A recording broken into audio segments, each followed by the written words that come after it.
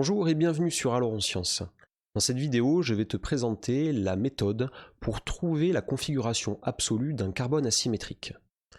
Alors en chimie, trouver la configuration absolue d'un carbone asymétrique, c'est primordial. Un carbone asymétrique, c'est un atome de carbone qui porte 4 atomes ou 4 groupes d'atomes qui sont différents. Donc tous les carbones qui ont des doubles liaisons, déjà, tu peux les oublier, ça ne fera pas de carbone asymétrique. Donc tu regardes ton atome de carbone central, et tu regardes les 4 substituants, ici hydroxyle, hydrogène, un groupe éthyle et un groupe méthyle. J'ai bien 4 substituants différents. Le carbone, l'atome de carbone qui est ici, est bien un atome de carbone asymétrique. Je peux lui mettre une petite astérisque ici pour dire qu'il est asymétrique. Alors pourquoi c'est important ensuite de le classer, de dire s'il est R ou S, ce carbone asymétrique? Eh bien c'est important parce que c'est un petit peu comme une clé. Deux clés qui ont l'air d'être identiques, tu vas bien te rendre compte qu'il y en a une qui rentre dans la serrure et l'autre qui te laisse à la porte. Eh bien, pour les carbones asymétriques, c'est la même chose. Certains atomes de carbone asymétriques, au sein de certaines molécules, vont avoir un pouvoir médicamenteux, par exemple pour le corps humain, tandis que d'autres, qui pourtant ont l'air absolument identiques, vont au contraire avoir une attitude de poison envers ton organisme. Donc c'est absolument nécessaire en chimie d'être capable d'identifier si un carbone asymétrique est R ou S. Alors je vais te montrer ici la méthode pour trouver la configuration absolue d'un carbone asymétrique. Alors pour trouver cette configuration absolue, tu vas avoir besoin de classer tes substituants à partir de certaines règles. Ces règles, ce sont les règles de Kahn, Ingold et Prelog. La première chose que tu dois faire pour classer tes substituants, c'est regarder le numéro atomique du premier atome qui est lié à ton atome de carbone central. Alors ici, l'atome d'hydrogène, son numéro atomique, c'est 1. Donc c'est clairement le dernier de tous, donc je vais lui mettre un numéro 4. Le carbone, ici l'atome de carbone qui est lié à l'autre atome de carbone, son numéro atomique, c'est 6, donc il va être en position 3. L'atome d'oxygène qui est ici, son numéro atomique, c'est 8, ZO égale 8, donc ça va être le groupe d'atomes numéro 2. Et l'atome de chlore qui est ici, ça va être le numéro 1. Une fois que j'ai classé donc mes substituants par ordre de priorité par rapport à leur numéro atomique, eh bien je vais pouvoir placer le plus petit atome vers l'arrière. Alors ici c'est super parce que c'est déjà le cas, c'est-à-dire que mon atome d'hydrogène qui est le plus petit substituant est placé en arrière du plan, donc ça c'est une représentation de Cram, et les substituants 1, 2 et 3, je vais faire des flèches qui tournent de 1 vers 2, de 2 vers 3, puis de 3 vers 1. Et je constate que la manière dont j'ai fait ces flèches, eh bien ça tourne dans le sens des aiguilles d'une montre. Et bien quand on a cette configuration, c'est-à-dire que j'ai classé mes substituants et j'ai mis le plus petit substituant vers l'arrière, et je constate que je passe de 1 vers 2, de 2 vers 3, de 3 vers 1 en tournant dans le sens des aiguilles d'une montre, eh bien je vais pouvoir dire que ça correspond à une configuration absolue R, pour rectus. Alors ça c'est pour la première molécule, et on va pouvoir explorer les règles de Kahn, Ingold, Prelog à travers les 5 autres exemples. Alors dans ce deuxième cas, j'ai mis exactement les mêmes substituants, donc on va avoir le même classement en termes de priorité. Donc le chlore est toujours numéro 1, l'hydroxyle numéro 2, le groupe méthyle numéro 3 et l'hydrogène numéro 4. Mais cette fois, le plus petit groupement est vers l'avant. Je continue à faire le même système que tout à l'heure, je vais de 1 vers 2, de 2 vers 3, de 3 vers 1. Sauf que comme cette fois mon atome d'hydrogène est vers l'avant, eh bien on va inverser ce qu'on donnerait normalement. C'est-à-dire que vu qu'on est dans le sens anti-horaire, dans le sens inverse des aiguilles d'une montre, eh bien on a un S qui est apparent, on a l'impression que c'est du S, mais comme l'atome ou groupe d'atomes le plus petit n'est pas vers l'arrière mais vers l'avant, on va intervertir. Au final, ce carbone asymétrique, il est donc R. Et si tu regardes bien les deux molécules 1 et 2, eh bien tu dois te rendre compte qu'elles sont absolument identiques. Donc la molécule 1 et molécule 2, tu as peut-être l'impression que ce ne sont pas les mêmes, mais en fait par simple rotation, eh bien tu as ton atome de chlore qui passe sur le côté gauche, le groupe CH3 qui passe vers l'avant, et le groupe hydrogène qui passe vers l'arrière. Donc on a vraiment la même chose ici entre ces deux molécules.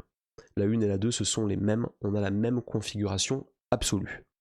Alors, dans le cas numéro 3, on a toujours les mêmes groupes d'atomes, j'ai laissé l'atome d'hydrogène en avant, mais par rapport à la molécule numéro 2, eh bien, j'ai interverti le groupe, le chlore, et le groupe méthyle, tout en laissant le groupe hydroxyle et hydrogène en même endroit. Eh bien, tu vas voir que quand tu intervertis deux groupes, uniquement deux groupes, dans un carbone asymétrique, eh bien, ça va changer la configuration. Donc si tu fais le même système que tout à l'heure, 1 vers 2, 2 vers 3, 3 vers 1, eh bien, tu remarques que tu as un R, en tout cas, apparent, puisque tu tournes dans le sens des aiguilles d'une montre, mais comme le plus petit groupe est vers l'avant, eh bien tu dois changer cette configuration que tu trouves, et tu vas avoir ici un carbone asymétrique de configuration absolue S. Donc c'est très très utile quand tu veux dessiner un énantiomère puis un autre énantiomère, passer du R au S, il te suffit d'intervertir deux groupes d'atomes. Alors pour le cas numéro 4, je te laisse mettre la vidéo en pause et classer ces 4 substituants en respectant la règle des numéros atomiques. Donc ici le numéro atomique le plus élevé c'est l'atome de fluor, son numéro atomique c'est 9, donc il est numéro 1. L'atome d'azote lui Z égale 7, donc il est numéro 2. L'atome de carbone Z égale 6, numéro 3. Et ici l'atome d'hydrogène est numéro 4. Alors tu vois d'emblée ici qu'il va y avoir une petite difficulté puisque l'atome d'hydrogène n'est ni devant ni derrière.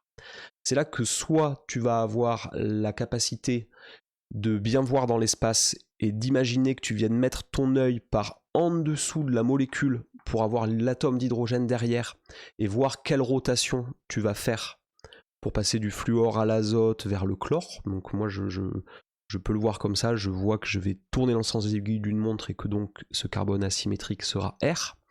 Soit tu trouves que cette gymnastique est difficile, et dans ce cas-là, je te rappelle que tu peux tourner librement autour d'une liaison simple. Donc si par exemple, ici, tu as, ça c'est l'atome d'hydrogène, eh bien si tu fais tourner ta molécule comme ça, tu peux te débrouiller pour avoir l'atome d'hydrogène vers l'arrière. Donc c'est un petit peu technique. Moi ce que je te conseille de faire ici, c'est donc de tourner autour de la liaison fluor, donc la grosse liaison là que je vais te mettre ici en violet.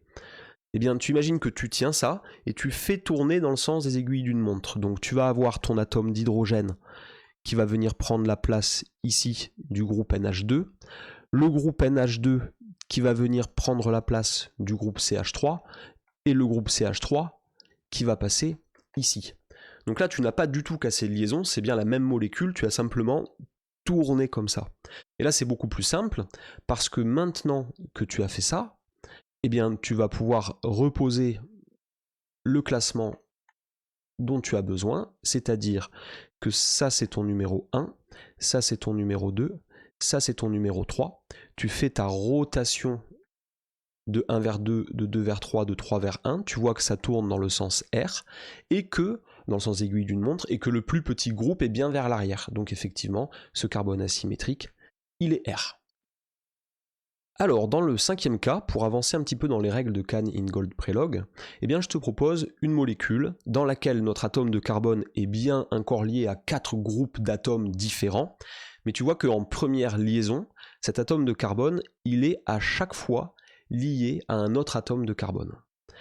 La première étape, ce qu'on va faire, c'est déjà procéder à une rotation, comme tout à l'heure, pour se mettre le plus petit groupe, c'est-à-dire l'atome d'hydrogène, vers l'arrière. Donc déjà, on va tourner autour de la liaison que je vais mettre cette fois-ci en bleu ciel, ici. On va tourner autour de cette liaison, de sorte qu'on va se retrouver avec l'atome d'hydrogène ici, le groupe d'atomes, mais le groupe méthyle CH3, on va l'avoir ici, et on va faire passer notre propyle, PR, donc le groupe propyle, on va l'avoir dans cette position. Donc c'est bien la même molécule, mais on a procédé à un réarrangement pour se simplifier la vie. Ok, alors maintenant, ce que tu dois regarder, c'est comment est-ce qu'on va classer le méthyle, l'éthyle et le propyle l'un par rapport à l'autre. Donc je vais dessiner l'atome de carbone central, c'est lui. Cet atome de carbone central, il est lié en première liaison à un hydrogène. Il est lié en première liaison à un atome de carbone qui est lié à 3 atomes d'hydrogène, donc le groupe méthyle. Et puis, il est lié à un atome de carbone qui est lié à un hydrogène, 2 hydrogènes, un autre atome de carbone et puis 3 hydrogènes, donc ça c'est mon groupe éthyle. Donc tu remarques que je crée des espèces de colonnes avec liaison directe, liaison au deuxième ordre, et puis liaison au troisième ordre. Donc tu retrouves ici l'atome d'hydrogène, tu retrouves ici le groupe méthyle, et tu retrouves ici le groupe éthyle. Et puis on va dessiner le groupe propyle, donc c'est un atome de carbone qui est lié à 2 atomes d'hydrogène, puis à un atome de carbone. Cet atome de carbone qui est lui-même lié à un atome de carbone et à CH2, CH3. Voilà, donc là, tu vois, j'ai tout décortiqué pour avoir une sorte de squelette qui me montre que l'atome de carbone central, qui est un atome de carbone asymétrique, eh bien, même s'il est lié directement en première liaison à des atomes de carbone, eh bien, je vais classer ensuite au deuxième ordre. Regardez qui est-ce qui va être prioritaire.